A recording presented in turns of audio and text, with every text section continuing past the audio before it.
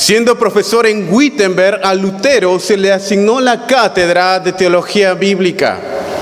En la cátedra de teología bíblica, su responsabilidad era exponer regularmente las escrituras. Él comenzó la exposición de 3 libros, los cuales impactarían profundamente su teología. Estos libros fueron el libro de Salmos, el libro de Romanos y el libro de Gálatas. Exactamente 500 años atrás, en abril de 1515, Lutero se encontraba estudiando profundamente el libro de Romanos.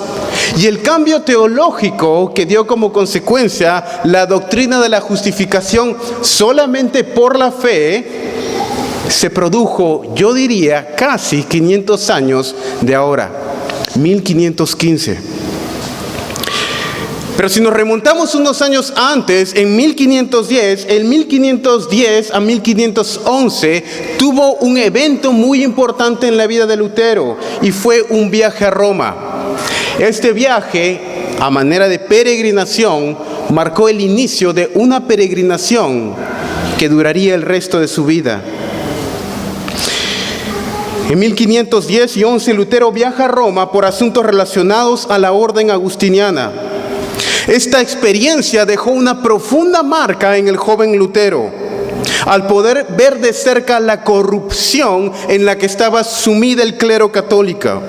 Lutero mismo hizo la penitencia para comprar indulgencias, subiendo las escaleras que en esa época se creían habían sido las mismas escaleras que subió el Señor Jesucristo, las escaleras de Pilato. Tal era su confianza en las indulgencias en 1510 que él escribe que hubiera preferido que sus padres en ese momento hubieran estado muertos a fin de él poder comprar una indulgencia para sacarlos del purgatorio, ya que estaba en Roma misma. Esa era la confianza que Lutero tenía en las indulgencias en 1511 en su visita a Roma. Sin embargo, según él mismo menciona, al llegar a la cúspide de la escalera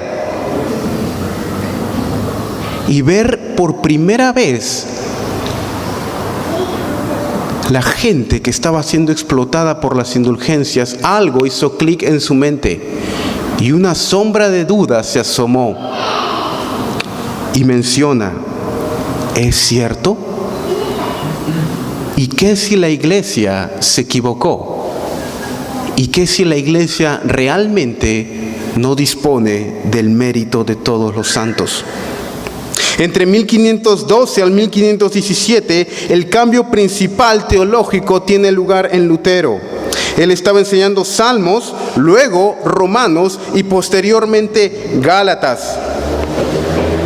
Para entender un poco del cambio que tuvo lugar en la mente de Lutero, es necesario entender que para Lutero, Cristo era el tema central de todas las escrituras. Y hay 2 cambios teológicos que tienen lugar en la mente de Lutero. El primero es un cambio en la naturaleza del pecado. Lutero, a través de sus estudios en Romanos y Gálatas, cambia su entendimiento de lo que significaba el bautismo. El bautismo, para Lutero, lo que le decía Pablo, era una imagen de la muerte y de la resurrección del creyente en Cristo Jesús. Entonces, si el bautismo es una imagen de la muerte y de la resurrección, eso quiere decir que el creyente está muerto en delitos y pecados. Lutero llegó a estar convencido por su estudio del libro de Romanos que el ser humano no solamente estaba moralmente dañado por el pecado, de tal manera que podía mejorar su situación a través de los sacramentos, sino que realmente estaba completamente muerto en delitos y pecados. Lutero pasó de ver la naturaleza intrínseca del hombre de un proceso de estar medio muerto a estar completamente vivo a términos de estados. O estás muerto o estás vivo. O estás justificado o estás viviendo por tus propias obras. Este fue el punto principal, el eslabón primero en la cadena que dio como consecuencia toda la teología subsiguiente en la teología de Lutero. La teología del hombre, la muerte completa y la absoluta inhabilidad del hombre para salvación. Sigue como consecuencia de esto: si el hombre está muerto en sus delitos y pecados, entonces él no necesita simplemente una mejoración en su conducta o una limpieza o renovación espiritual. Lo que necesita es ser resucitado. El segundo cambio teológico que tuvo lugar en estos años por su exposición de las Escrituras es directamente relacionado con el primero, y es una modificación del sistema de salvación. Si el hombre está completamente muerto en pecados, entonces no hay manera que pueda hacer obra alguna para salvarse. La teología medieval estaba dominada por algo que se conoce como la vía moderna. La vía moderna era una escuela escolástica de interpretación sobre la salvación. ¿Y qué quiere decir todo este palabreo? Quiere decir básicamente de que Dios considera nuestros mejores esfuerzos para ser piadosos como la base para que Él nos dé gracia. Es decir, Dios ayuda al que se ayuda a sí mismo. Sin embargo, para Lutero, ¿cómo una persona puede ayudarse a sí mismo si está muerto? ¿Cómo una persona puede hacer algo si está completamente muerto en delitos y pecados? Más aún, ¿cómo puedo estar seguro de que estoy haciendo mi mejor esfuerzo? La teología medieval en la cual Lutero fue educado le decía que si él hacía su mejor esfuerzo, él podía estar seguro de que Dios iba a tomar ese mejor esfuerzo y adjudicarle gracia. Sin embargo, cada vez que Lutero acudía al confesionario, algo resonaba en su mente. ¿Realmente fue mi mejor esfuerzo? Se dice que Lutero se confesaba hasta 4 veces al día y en algunas ocasiones hasta 6 horas. Sin embargo, cada vez que terminaba de confesarse, en su ser, dentro de su corazón decía: no ha sido mi mejor esfuerzo. ¿Cómo puedo estar seguro si realmente he dado mi mejor esfuerzo? Y esto era una carga pesada en los hombros de Lutero, de nunca poder estar seguro si realmente lo que estaba haciendo para el Señor era lo mejor que él podía hacer. Esto destrozaba su mente, su psiquis y su corazón por dentro. Estos dos conceptos pavimentaron el camino para lo que llegaría a ser la justificación solamente por fe. Ahora hablamos acerca de las indulgencias, hermanos. La Iglesia Católica Romana necesitaba dinero para terminar la construcción de la Catedral de San Pedro y poner también en marcha sus ejércitos en contra de la amenaza de los turcos. Y la manera más fácil de llenar las arcas de la iglesia era a través de la venta de las indulgencias, la cual permitía que un alma saliera del purgatorio. Ahora, en los territorios de Alemania, en la parte norte, la venta de las indulgencias habían sido dadas al ambicioso príncipe Albert de Brandenburg, quien a su vez se lo había dado al dominico Johann Tetzel. Y como ya se mencionó en la primera parte, pero vale la pena repetirlo, Tetzel era un vendedor brillante. Él incluso llegaba a decir que las indulgencias, y literalmente cito: mis indulgencias son tan buenas que incluso si usted hubiera violado a la mismísima Virgen María, mis indulgencias son tan buenas para dejar su alma como Adán antes de la caída. Mis indulgencias limpiarán su pecado completamente. Tan pronto como la moneda caiga en el cofre, el alma del purgatorio sale.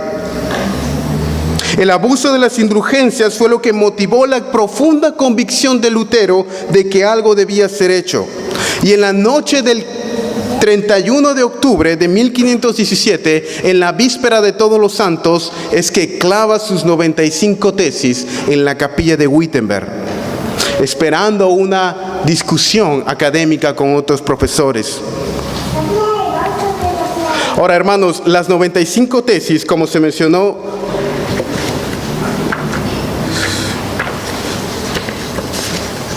Estoy acomodando mis notas.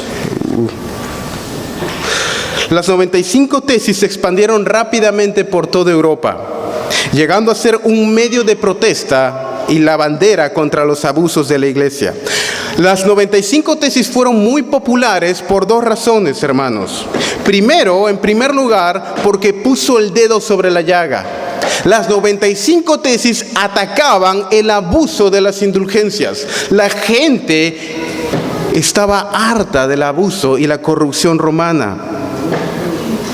Y Lutero les dio la justificación teológica que necesitaban para presentar un reclamo. Debe tenerse en cuenta también, hermanos, que la Iglesia no tenía una postura definida sobre la doctrina de la justificación. De hecho, Lutero nunca fue juzgado por su teología de la justificación. La Iglesia católica no tenía una postura sobre la doctrina de la justificación hasta 1547 en el Concilio de Trento. Quiere decir que en toda la época de Lutero, mientras él estuvo vivo, nunca se le acusó de herejía por su doctrina de la justificación. Y es esta una de las razones por la cual Roma fue lento al juzgarlo, porque no había manera de condenar algo que era herejía en lo cual no había un pronunciamiento. Lutero fue condenado por otras razones, pero no por la doctrina de la justificación. Para mediados de 1518, la controversia había llegado a extremos inicialmente impensados para Lutero. En abril de ese mismo año tuvo lugar lo que se conoce como la controversia de Heidelberg, en la cual Lutero presenta una radicalización de sus posturas puestas un año antes. La Iglesia Católica Romana comisiona a Silvester Mazzolini, más conocido como Prieras, para que prepare un documento con una opinión teológica de Lutero. Prieras escribió el tratado en contra de la teología de Lutero llamado Diálogo contra las presuntuosas conclusiones de Martín Lutero. Y Prieras se jactaba de que Lutero era un teólogo tan simple que redactar el documento de respuesta hacia Lutero le había tomado solamente 3 días. Lutero, al enterarse de lo acontecido y del tratado escrito por Prieras, reaccionó de una manera brillante. En lugar de hacer lo que se acostumbraba a hacer en la época medieval, que era quemar los libros, Lutero pensó de manera diferente y acá demuestra su genialidad al usar la imprenta y los medios de comunicación. Él toma el libro escrito en contra de él y lo manda a republicar. Pero esta vez incluye su respuesta en el prefacio del libro. Y no solamente incluye su respuesta en el prefacio del libro, sino que dice, esta es la respuesta a Prieras, y escribe el libro. Y tan solo me tomó 2 días escribir su respuesta.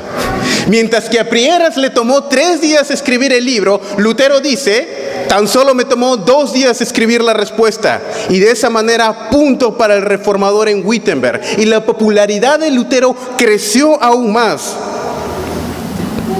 Sin embargo, en agosto de ese mismo año, 1518, Lutero fue llamado a comparecer a Roma.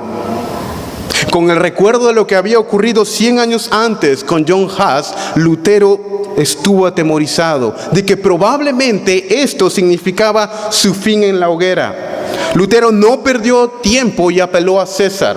Escribió, y esto es figurativamente obviamente, escribió una carta al príncipe, al elector Federico el Sabio, para pedir protección para su persona. Literalmente dijo que el honor de Wittenberg estaba en juego si es que Lutero no era juzgado en tierra alemana. Gracias al apoyo del príncipe Federico el Sabio, Lutero logró que la entrevista sea en tierra alemana y no en tierra católica, romana.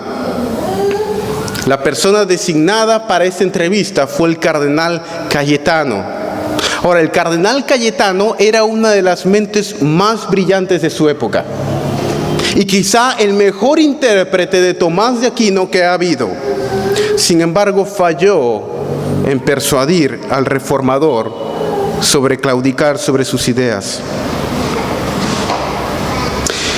Ahora, un punto interesante es, Lutero, al terminar la entrevista y ser preguntado cómo fue la entrevista con el cardenal Cayetano, a lo cual Lutero responde: el cardenal Cayetano tiene tanta habilidad para tratar estas cuestiones teológicas como un asno tocando el arpa.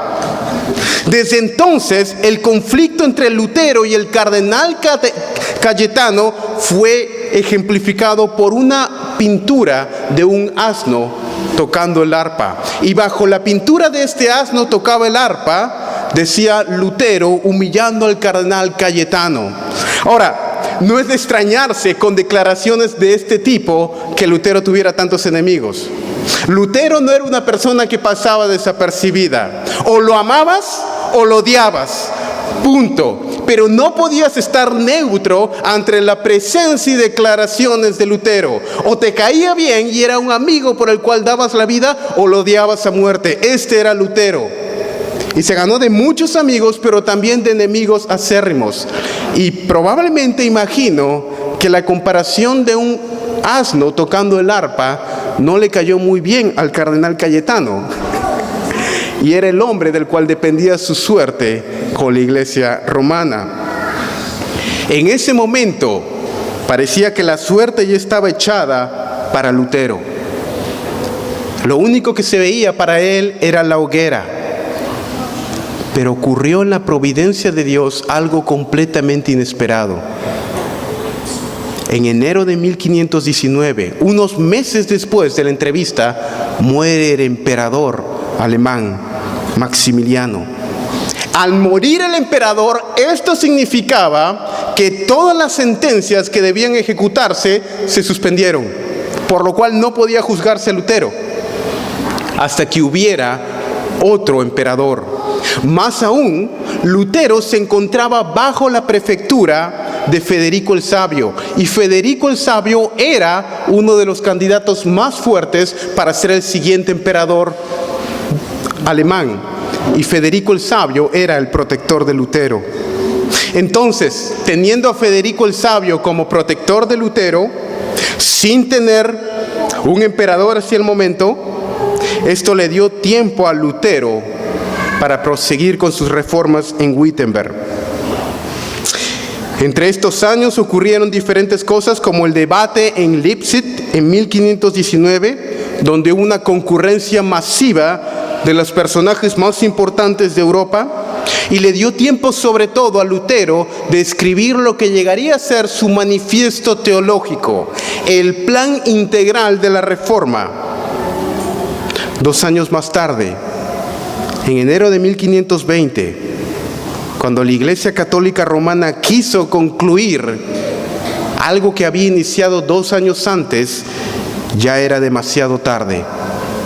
La Reforma había comenzado. La popularidad de Lutero se había extendido y era algo imparable. En muchos sentidos, 1520 fue el mejor año para Lutero. Primariamente por los tratados teológicos que escribió, que llegarían a ser un manifiesto de su teología, y asimismo un programa integral para la Reforma en Alemania. Escribió 3 tratados: la cautividad babilónica, la libertad del cristiano y un llamado a la nobleza alemana.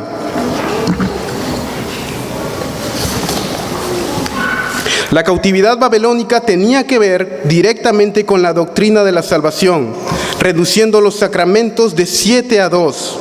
La libertad del cristiano era básicamente un tratado de ética, y un llamado a la nobleza alemana es la definición de la separación del rol del Estado y de la Iglesia. ¿Se dan cuenta cómo el reformador de Wittenberg planteaba una reforma no solamente religiosa, sino una reforma integral en todas las esferas de la sociedad? Y el tiempo que tuvo Lutero, mientras él estuvo en la protección de Federico el Sabio, le dio el tiempo para escribir un programa de reforma integral para la sociedad. No solamente la doctrina de la justificación y la teología con respecto al sacerdocio de todos los creyentes, sino también un compendio de ética, que es la libertad del cristiano. La justificación por fe no significa ausencia de obras, sino que el cristiano por primera vez realmente tiene la oportunidad de obrar. Y un manifiesto político. Algo que aprendemos de Lutero, hermanos, es que Lutero no era un ratón escondido en un hueco. La iglesia cristiana a veces tiene miedo de interactuar y dar su opinión sobre las cosas que ocurren en la sociedad. Aunque Lutero creía firmemente en la independencia de la iglesia y el Estado, él estaba como una voz profética, y háblese profética en el sentido escritural, de parte de Dios para decir la manera como la sociedad debía comportarse, ser luz y sal en una sociedad sin Cristo. Y si algo aprendemos del reformador alemán en Wittenberg, es que una reforma se inicia por la iglesia, pero toca todos los aspectos de la sociedad. Una reforma se inicia con la iglesia, pero toca todo estrato social, político y cultural de la nación. Esto no significa, obviamente, que sea una nación cristiana, pero la influencia del cristianismo debe sentirse en toda área. Esto era la bandera de los reformadores, no solamente de Lutero, sino también de los puritanos ingleses, de los luteranos alemanes, los presbiterianos escoceses. Esta era la marca de la reforma. Carlos V había sido elegido emperador del Sacro Imperio Alemán, y él convocó en 1521 una dieta para tratar el asunto de Lutero. Roma, al enterarse de los tratados escritos por Lutero, lo había excomunicado con la bula papal Exsurge Domine en julio de 1520. Ahora, la decisión de Carlos V de llamar a Lutero a una reunión era una decisión controversial, hermanos. En primer lugar, porque había mucha gente que apoyaba a Lutero. Como ya les mencioné, a Lutero o lo amabas o lo odiabas, pero no podía haber un punto neutro con Lutero. Lutero tenía el apoyo, la protección de gente poderosísima en el Sacro Imperio Alemán. Habían intelectuales que lo protegían y también había gente que lo odiaba a muerte. La reunión se llevó a cabo el 17 de abril en Worms. Habían delegados de diferentes países. La delegación española era probablemente la que estaba más en contra de Lutero. El emperador mismo, Carlos V, estaba presente en el auditorio, frente al monje. Entre los asistentes se encontraba la crema innata de la sociedad alemana. Al iniciarse la reunión, John Eck le hizo a Lutero dos simples preguntas. Lutero, ¿los libros que están en la mesa los reconoce como suyos? ¿Se arrepiente de su contenido? Lutero sabía que le iban a hacer estas preguntas, así que no lo tomó desapercibido. Sin embargo, su respuesta dejó a todos consternados. Debido a la naturaleza de lo que se estaba hablando, es decir, la salvación mismo, necesito tiempo para pensar mi respuesta. Nadie sabe a ciencia cierta por qué Lutero dio esta respuesta. Quizá tenía temor, quizá necesitaba tiempo para orar y darse valor. Lo cierto es que la reunión reconvino al día siguiente. Al día siguiente, Lutero sabía que se estaba jugando su pellejo. Lutero sabía que de su respuesta era la vida o la muerte. Lutero sabía que de su respuesta, él probablemente en ese instante, después de terminar de dar su respuesta, iba a ser quemado vivo. John Eck volvió a hacerle la misma pregunta. Lutero, ¿los libros en la mesa son suyos? ¿Se arrepiente de su contenido? A lo cual Lutero, mirando fijamente al auditorio, respondió: algunas de estas obras hablan de la piedad y moral cristiana, que incluso mis propios oponentes estarían de acuerdo, de las cuales no podría retractarme. Otras obras escritas por mi puño y mano hablan acerca de la corrupción papal, que ha destruido muchas almas, de las cuales tampoco puedo retractarme. Y en otras he atacado individuos que defienden a la tiranía romana. Y aunque reconozco que ocasionalmente he usado un lenguaje excesivo, y menos mal que reconoció esto, porque llamar un asno tocando el arpa al cardenal creo que no es exactamente un cumplido. Pero Lutero menciona: y aunque reconozco que ocasionalmente he usado un lenguaje excesivo, son fundamentalmente ciertas, por lo cual no puedo retractarme. Eck no aceptó los argumentos de Lutero, y después de un vigoroso intercambio con el reformador, Lutero dio su respuesta final, lo que probablemente él consideró como su epitafio, su sentencia de muerte. Bueno, si quieren una respuesta breve a mi causa, la daré. A menos de que esté convencido por el testimonio de las Escrituras o por el buen uso de la razón, y no por papas o concilios que se contradicen entre ellos mismos, soy esclavo de las Escrituras antes mencionadas. Mi conciencia está cautiva a la palabra de Dios. No puedo y no voy a retractarme, pues no es correcto ir contra la conciencia. Inmediatamente después de esta declaración, el auditorio estalló en gritos y vítores por Lutero y en contra de Lutero. La delegación española comenzó a gritar: ¡a la hoguera! ¡A la hoguera en este instante! Casi se arma un completo motín dentro del hall donde estaba Lutero dando estas declaraciones. Lutero, sin esperar más, sale del hall con regreso a Wittenberg. Mientras se encuentra regresando a Wittenberg, algo inesperado ocurre. Un grupo de caballeros armados lo interceptan en su camino y lo raptan.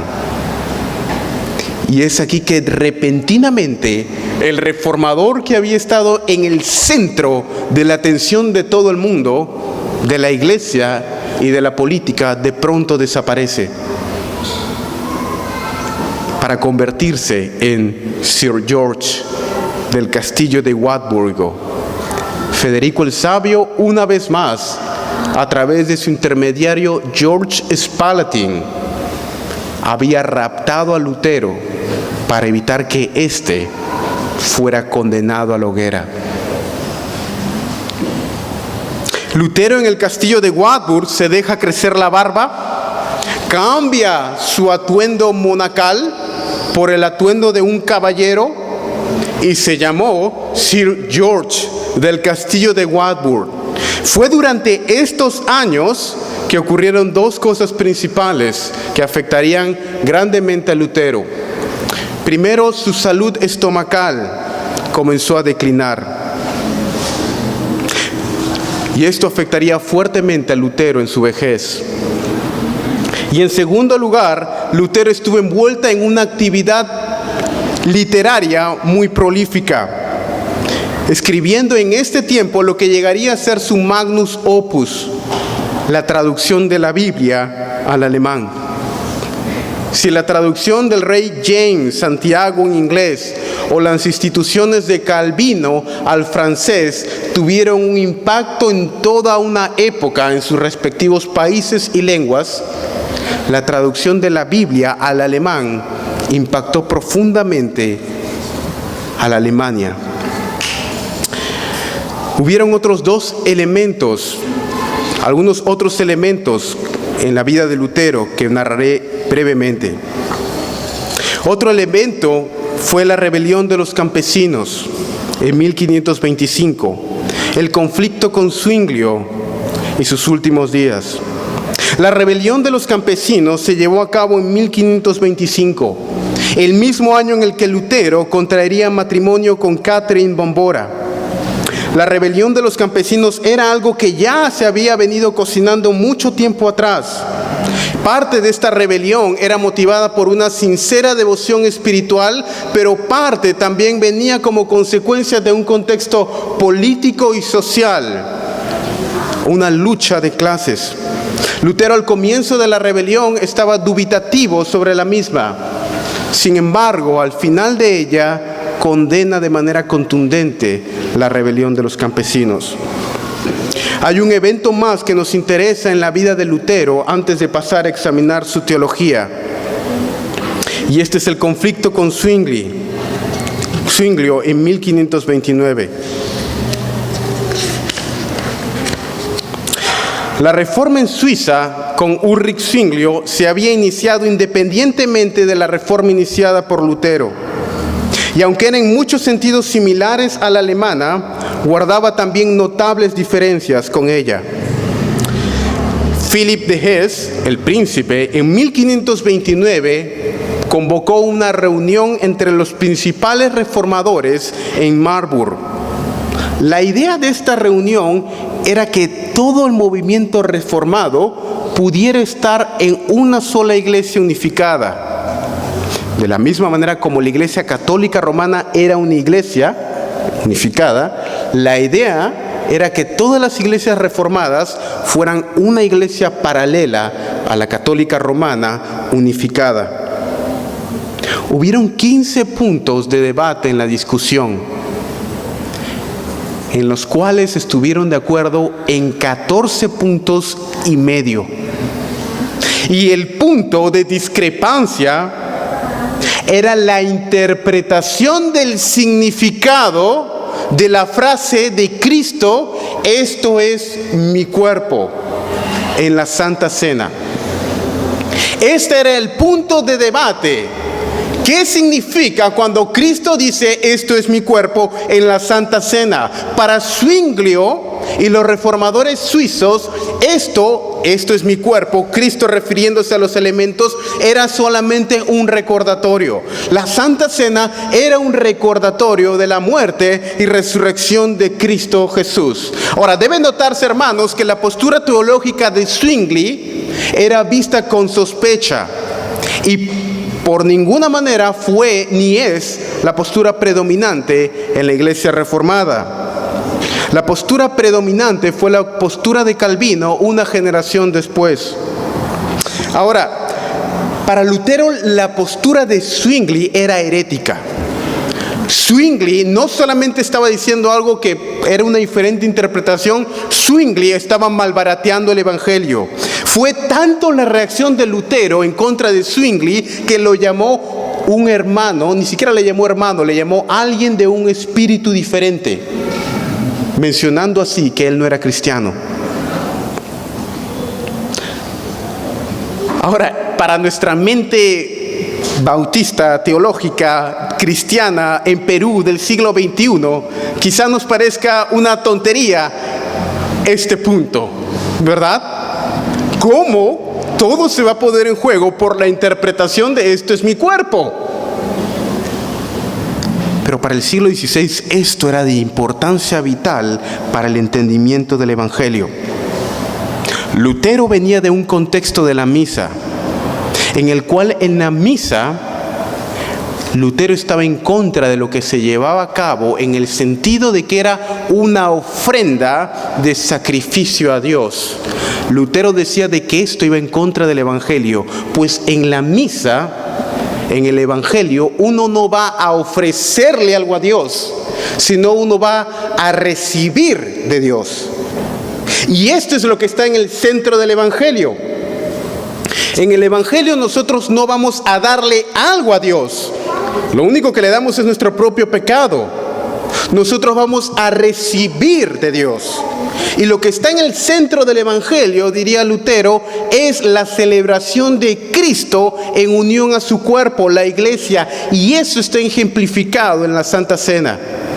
Por lo cual, si la Santa Cena es solamente un memorial, yo no estoy recibiendo nada de Dios, sino estoy dándole algo.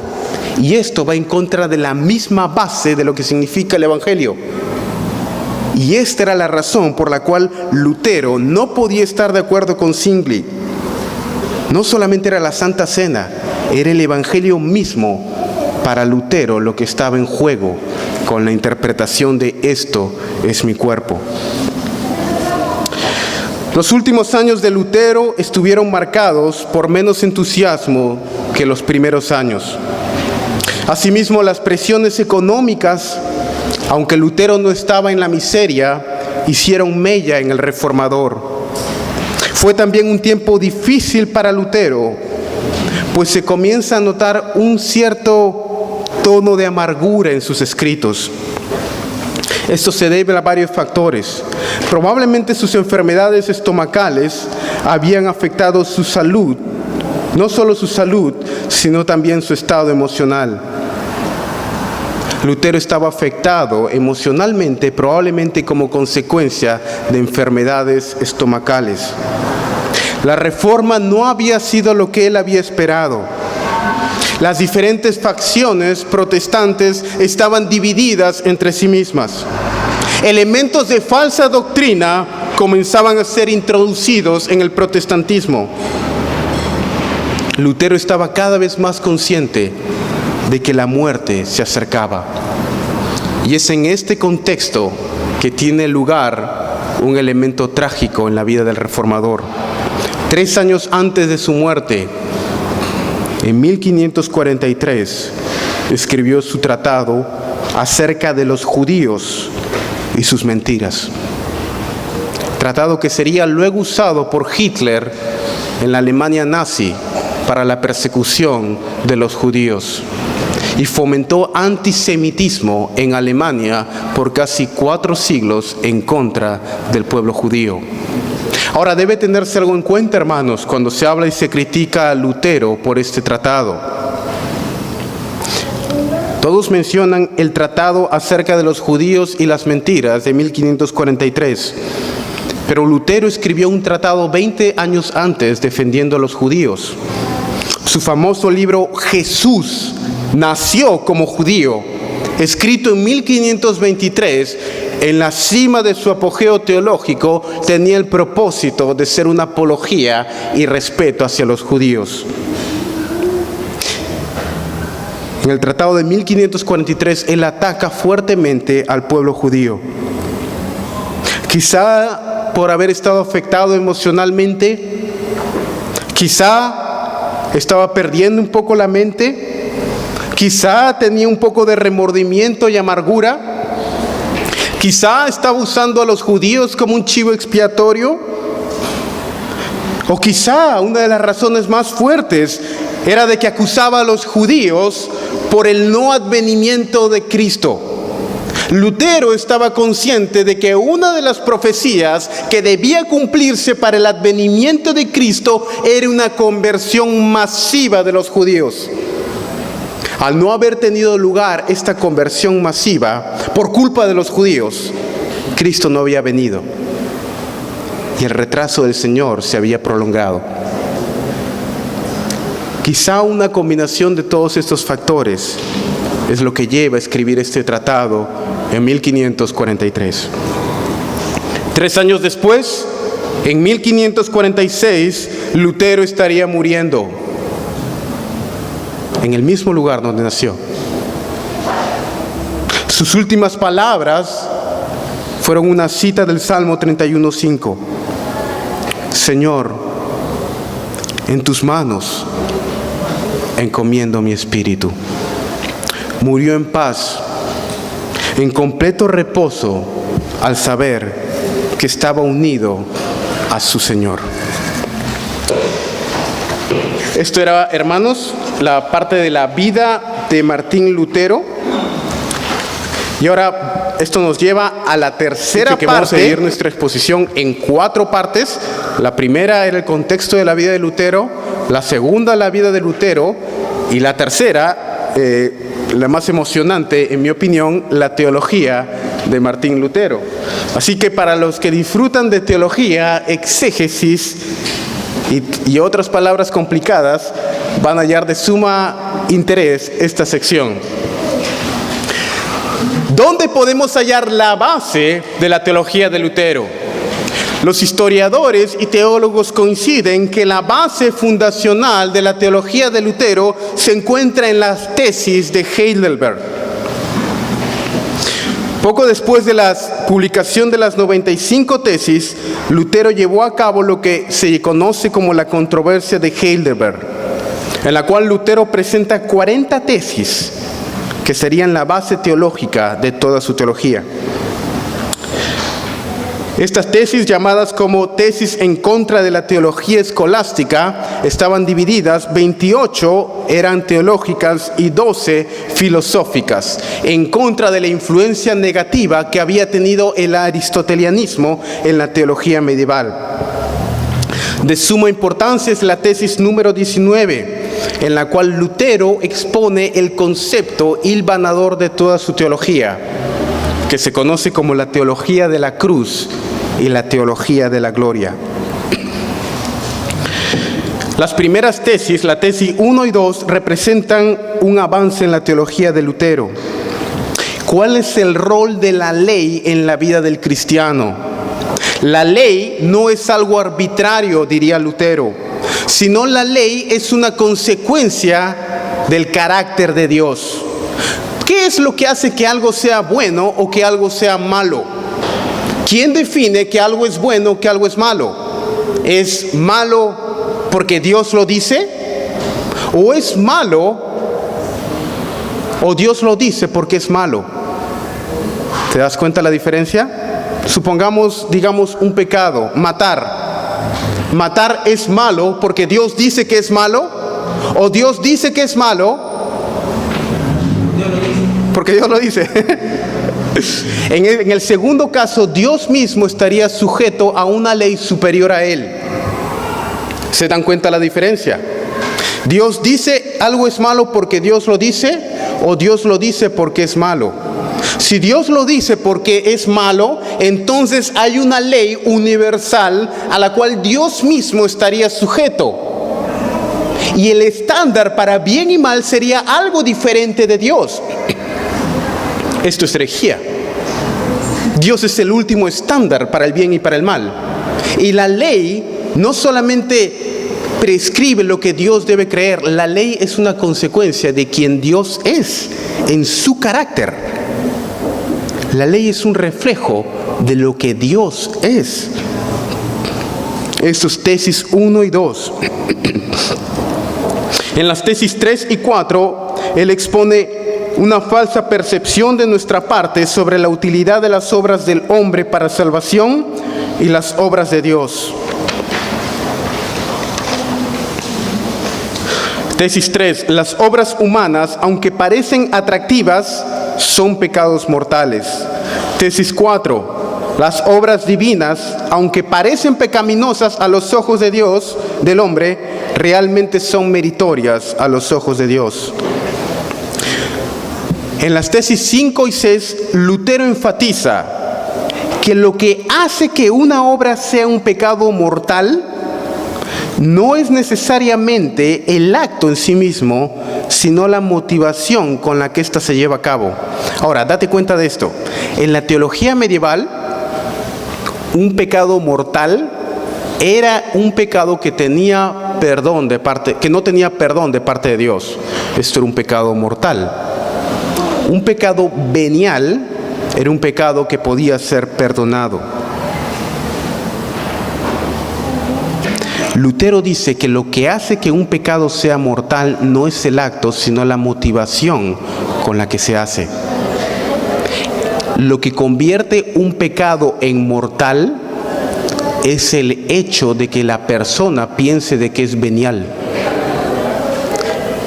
Y lo que convierte un pecado en venial es que la persona piense que es mortal. Ahora, ¿qué significa esto? ¿Qué está diciendo Lutero aquí? Lutero está diciendo básicamente esto: lo que hace que tu pecado no tenga perdón de Dios Lo que hace que tu pecado te condene al infierno, lo que hace que tu pecado sea un pecado mortal, es el hecho que tú pienses que tu pecado no te condena. Desde el momento en el que tú piensas que tu pecado no es mortal, entonces se convierte en mortal. Si tú piensas que tu pecado es nada o es venial o Dios se va a hacer el loco con tu pecado, en ese momento tu pecado se convierte en mortal. Y lo mismo también es cierto, lo opuesto. Desde el momento en el que te das cuenta que tu pecado es mortal, que te lleva al infierno, es en ese momento en el que puedes ser perdonado por Dios y se convierte en un pecado venial.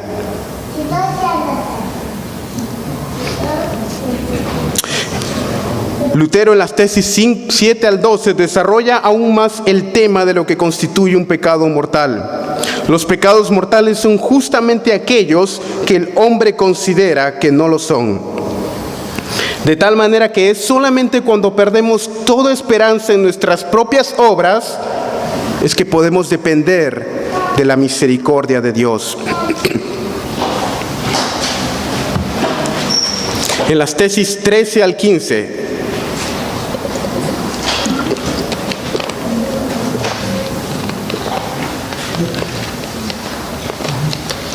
en las tesis 13 al 15, Lutero expone primariamente su teología acerca del libre albedrío.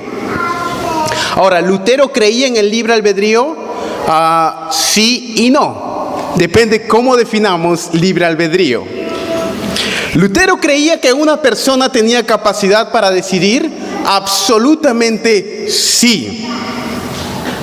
Pero la capacidad para decidir de la persona estaba sojuzgado a lo que la persona era, es decir, a la naturaleza misma de la persona.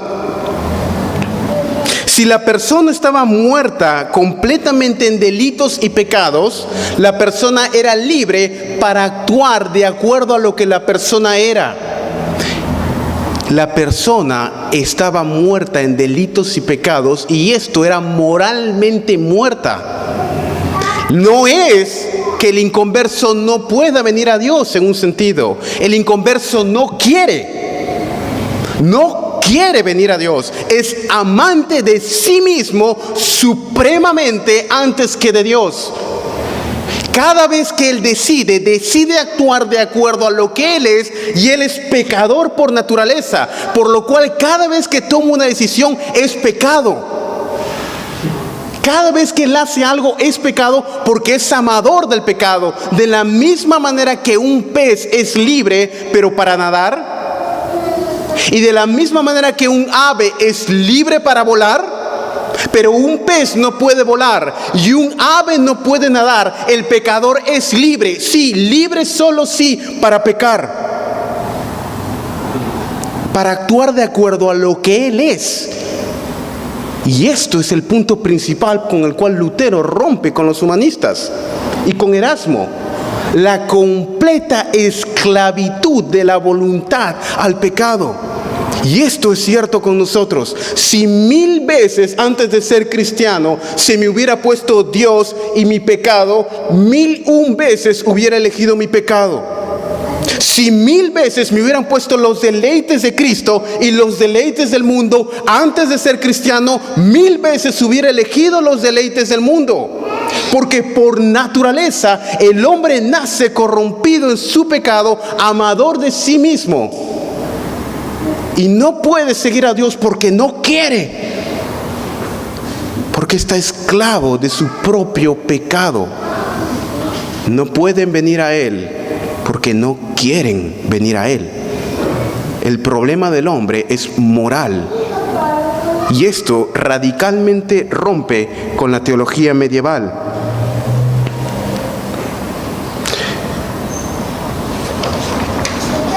En las tesis 16 al 18, Lutero llega a una conclusión que sería ofensiva para toda la teología medieval, incluyendo a su maestro Gabriel Biel y la vía moderna, que era la escuela de interpretación escolástica que hablamos en la primera parte. Lutero ofrece, y déjenme leer la tesis 16 y luego explicarla. La persona que cree que puede obtener gracia por obrar de acuerdo a lo que está en su capacidad, agrega pecado al pecado, de tal manera que se convierte en doblemente culpable. Tesis 17. El hecho de darse cuenta que no podemos obrar absolutamente nada para salvación no lleva al hombre a un estado de desesperanza, sino que más bien pavimenta el camino necesario para que la gracia de Dios obre. Es decir, lo que Lutero está diciendo es esto: aquella persona que cree que no puede obrar es aquella persona que puede obrar. Y aquella persona que cree que puede obrar es aquella persona que no puede obrar. Lo repito, aquel que cree que hay algo bueno en él, de tal manera que puede hacer una buena obra, es aquel que no puede hacer una buena obra. Pero aquel que se da cuenta que no puede hacer nada, es aquel que puede comenzar a hacer algo. Porque aquel que se da cuenta que no puede hacer nada es aquel en que la gracia de Dios trabaja y puede obrar en gracia. Y la prueba máxima que da Lutero sobre la pecaminosidad del hombre es esta: una persona que no cree en la pecaminosidad suya es prueba de su propia pecaminosidad. Por lo cual aquellos que creen que pueden obrar están doblemente condenados. Esto era en contra de la teología medieval y sonaba ofensivo completamente a los oídos del mundo medieval de Lutero y a los oídos del mundo actual en Perú en el siglo XXI. Si yo salgo afuera y digo a las personas, aquellos que se dan cuenta que son inútiles, son aquellos que comienzan a ser útiles. Pero aquellos que piensan que son útiles son los más inútiles. Esto resuena fuertemente en el orgullo humano, porque crea una completa desesperanza en el hombre. Y esto es lo expuesto en Lutero en sus tesis 16 al 18. Y esto sirve como base y pavimenta el camino para la exposición de las tesis 19 y 20, que son la cereza en la teología de Lutero, el ápex, el punto principal, la cima, la punta del iceberg, que es lo que se le conoce como el tema hilvanador hermenéutico teológico, o en otras palabras, los lentes con los que Lutero vería toda su teología y a través de la cual la filtra: el teólogo de la gloria o la vanagloria y el teólogo de la cruz. No merece ser, tesis 19, no merece ser llamado teólogo aquel que solamente observa cosas invisibles de Dios, es decir, hace hipótesis, a pesar de que son claramente visibles, sino que merece ser llamado teólogo aquel que comprende las cosas visibles que Dios ha manifestado a través del sufrimiento y de la cruz. El teólogo de la gloria, tesis 21, o de la vanagloria, le llama al mal bien y al bien mal. El teólogo de la cruz le llama a las cosas como realmente son. Ahora, ¿qué quiere decir todo esto que parece casi incomprensible? Y uno tiene que leerlo muchas veces para realmente poder comprender lo que está diciendo Lutero en estas tesis. Lutero está hablando de una radicalización en el pecado. La negación de las verdades del pecado es la evidencia de que uno está muerto totalmente. Y eso es lo que significa. Para Lutero no existe una diferencia entre antropología, doctrina del hombre, quien uno es, y teología. Es decir, para Lutero, y acá es donde Lutero habla de teólogo de la gloria, no de teología de la gloria. Habla del teólogo. Para Lutero, la teología y la persona se encuentran completamente enraizadas. No es teología un método teológico. Teología es una persona, es la consecuencia de lo que tú mismo eres. De la consecuencia de lo que tú eres, la teología es producto, por lo cual hay un elemento moral en esto. Una mala teología es consecuencia de un mal corazón. Y la consecuencia es el teólogo de la gloria. Y el teólogo de la gloria no va a Dios para aprender de su revelación, sino que usa la revelación para justificar lo que él mismo es.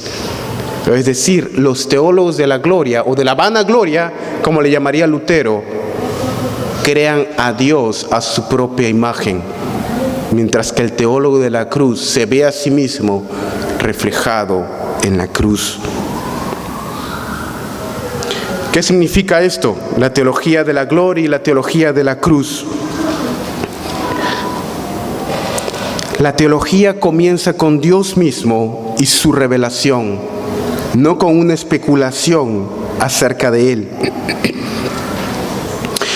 El error que comete el teólogo de la gloria es pensar que lo que observa en el mundo es un vivo reflejo de Dios. ¿Y a qué me refiero con esto? Lutero diría, por ejemplo, déjeme ponerle un ejemplo, y estos ejemplos los da Lutero, de cómo sería la manera como un teólogo de la gloria y como un teólogo de la cruz definirían tres conceptos, ¿ok?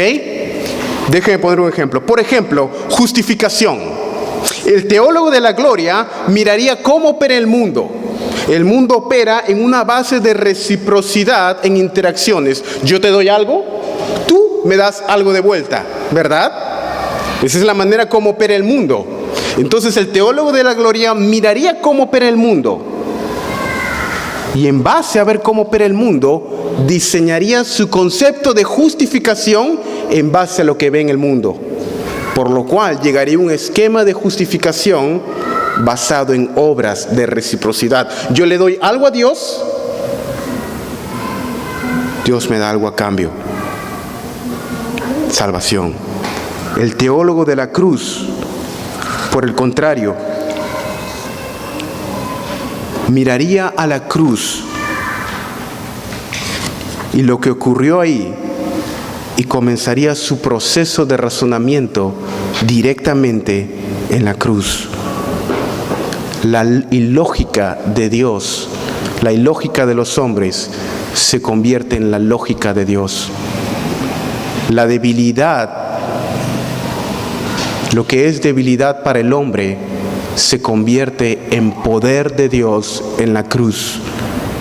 Lo que para el hombre es fortaleza, para el teólogo de la gloria, evidenciado en poder, Dios se evidencia en debilidad. Para lo que el mundo es necedad, para Dios es sabiduría. Una muerte marca la puerta hacia la vida. El sufrimiento marca la puerta hacia la bendición. La debilidad es mostrada en la fortaleza de Dios. La necedad demuestra la sabiduría de Dios. Y es en esta contradicción con lo que el mundo toma como cierto que el poder de Dios se manifiesta en la cruz del Calvario. Ahí la debilidad se convirtió en poder, la muerte en vida, el sufrimiento en gozo. Ahora, este es un desarrollo epistemológico diferente. ¿Y a qué me refiero con epistemológico? Es la manera como comprendemos las cosas, básicamente. Y Lutero muestra una continuidad y una discontinuidad con la teología medieval. Y déjeme voy a explicar esto y luego vamos a ir al break, hermanos. Usen todo su intelecto para captar lo que viene, porque ya comienzo a coger teología más profunda de aquí en adelante. La continuidad que muestra Lutero con la teología medieval es la siguiente. La teología medieval decía esto: Dios es libre de actuar de acuerdo a como Él le plazca, siempre y cuando no sea una contradicción en sí mismo. Por lo cual, para entender la manera como Dios ha decidido obrar, debemos observar la manera como Dios ha elegido revelarse a sí mismo. Es decir, Dios puede hacer todo lo que Él quiera siempre y cuando no sea una contradicción en sí mismo. Por ejemplo, ¿Dios puede hacer todo? No, obviamente. ¿Dios podría dejar de ser Dios? Absolutamente no. ¿Dios puede pecar? No. ¿Dios puede dejar de ser infinito? No. No. ¿Dios puede dejar de ser soberano? Absolutamente no. Dios está constreñido por sus propias perfecciones a actuar de acuerdo a lo que Él es. Entonces, la libertad de Dios para actuar es una libertad para actuar de acuerdo a lo que Él mismo es. Dios es perfecto, justo, santo, bueno, omnipotente, todo misericordioso, todo amoroso, y Él no puede actuar de otra manera. Incluso en su ira es un acto de amor, porque Dios no puede no amar. Incluso el enviar a alguien al infierno es un acto de amor, porque Dios no puede obrar sin amor y sin justicia en todo lo que Él es. Y todo lo que Él hace es una consecuencia de lo que Él es. Dios es justo, por lo cual todo lo que hace es justo. Dios es amoroso, por lo cual Él obra en amor. Dios es santo, por lo cual Él hace y obra con santidad. Lo que Él es la base para lo que Él hace. Y Él hace lo que es de acuerdo a lo que Él es en su naturaleza. Yo soy un hombre y no puedo volar porque no soy un ave. Yo soy libre para actuar de acuerdo a mi naturaleza de hombre. Y Dios es libre para obrar en su bendita perfección divina. Esto es teología medieval. Y esto es la continuidad con Lutero. ¿Dónde está la discontinuidad? Entonces, les veo con cara de que no me entendieron, hermanos, lo que dije.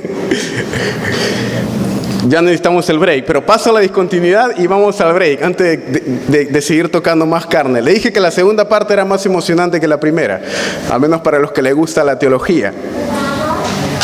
Pero al mismo tiempo hay una discontinuidad teológica con la teología medieval.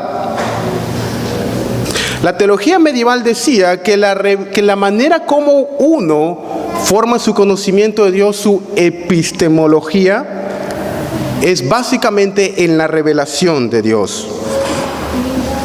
Básicamente en la revelación de Dios. Ahora, la distinción que hacen los teólogos en este punto no es primaria y únicamente epistemológica, es decir, de acuerdo al conocimiento, sino moral. Debido a la que la voluntad del hombre está esclavizada para con el pecado, todo lo que el teólogo sin Cristo hace es pecaminoso. Por lo cual el teólogo no parte de una noción completa de inhabilidad para llegar a Dios. El que no parte de esta presuposición se engaña a sí mismo.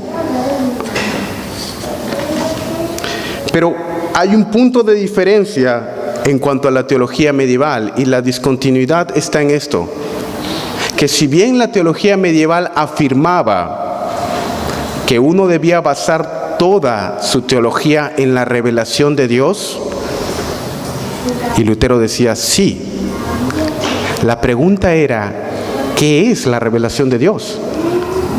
Mientras que para la teología medieval, la revelación suprema de Dios estaba en el magisterio de la Iglesia. El punto de discontinuidad y el tajo cortante que hace Lutero con la teología medieval es esta: la revelación de Dios primariamente no está en el magisterio de la Iglesia, sino en las Escrituras. Y con esto da el tajo final a la teología medieval y comienza lo que sería la característica de sola Escritura, una de las solas de la Reforma.